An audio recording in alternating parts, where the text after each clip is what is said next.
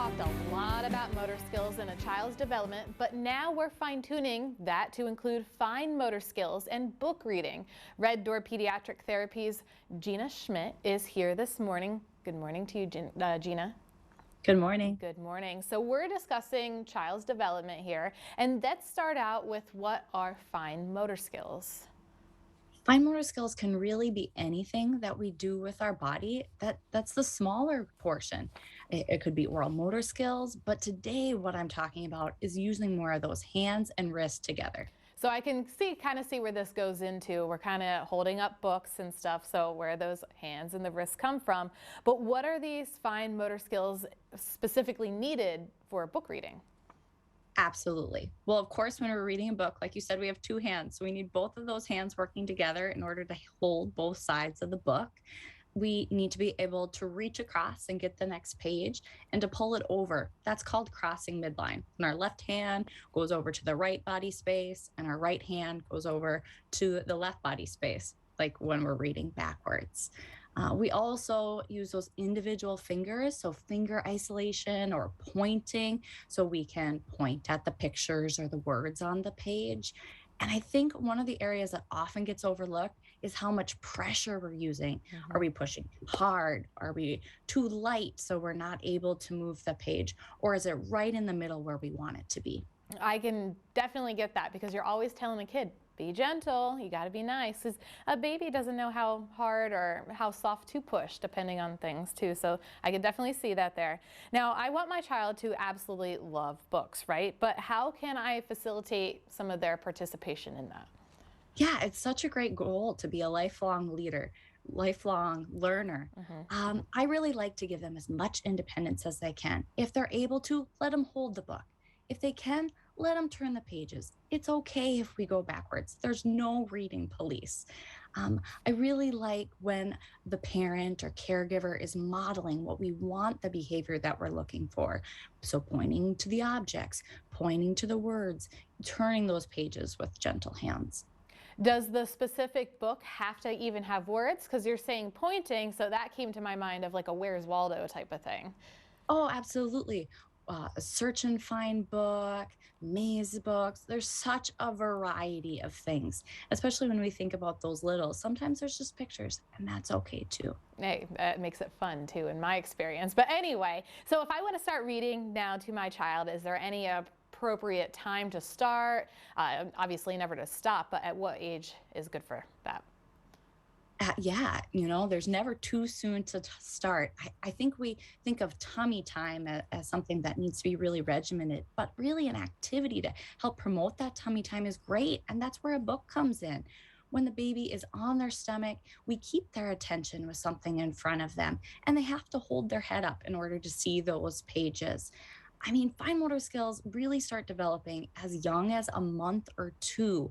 So sooner is better. I love when we start to work it in to our daily routines so we know when to expect the time that we pull out a book. It could be bedtime or maybe during drive time. They just have a book when they're in their car seat and turning their pages on their own. It could be when older children are just having quiet time, when younger siblings are napping. Or it could be those times when we're waiting, like when we're out to eat or at an appointment like the doctor's. I like that. You mentioned routine and pulling out a book pretty much anywhere, but does that mean I just have to stick to, say, bedtime, read a book, or can I do breakfast, lunch, and dinner?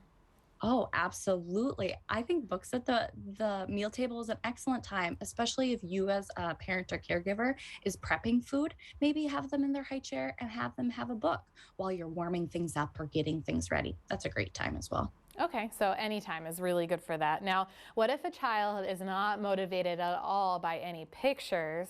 Is there other options?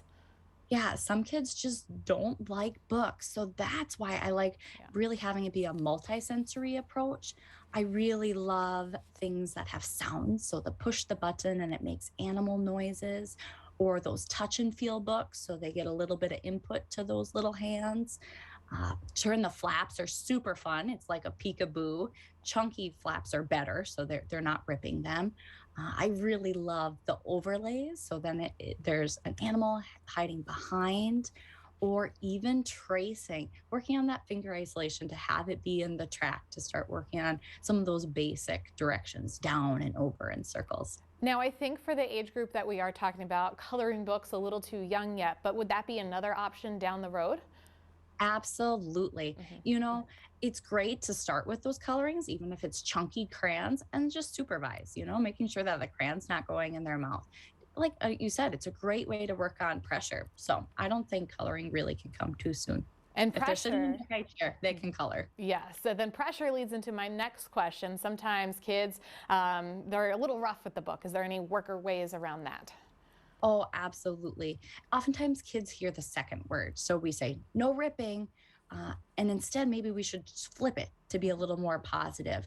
Oh, gentle hands, or just having their hand be on the page, just to really model what that pressure looks like. I really like thicker pages if we are a little bit of a rougher reader, so that they don't tear, instead of just having the paper, which isn't as forgiving. So, But even a paper book can be taped. Allow grace in the learning process. there's always a way around it. Reading is fun, right? Anyway, Gina, where can we find more information about Red Door Pediatric Therapy? Red Door Pediatric Therapy can be found in Bismarck, in Minot, in Grand Forks, or our new Beulah clinic. You can just do a Google search on our website, pops up, or our number, which I don't have in front of me, but I know you have in the page Yeah, in front it's of on you. the screen right there. Yes, Yeah. perfect enough. Gina Schmidt, thank you so much for joining us. My joy. Thank you. Thank you. Keep it here. We're going to be taking a short break, but stay with us. North Dakota Today continues right after this.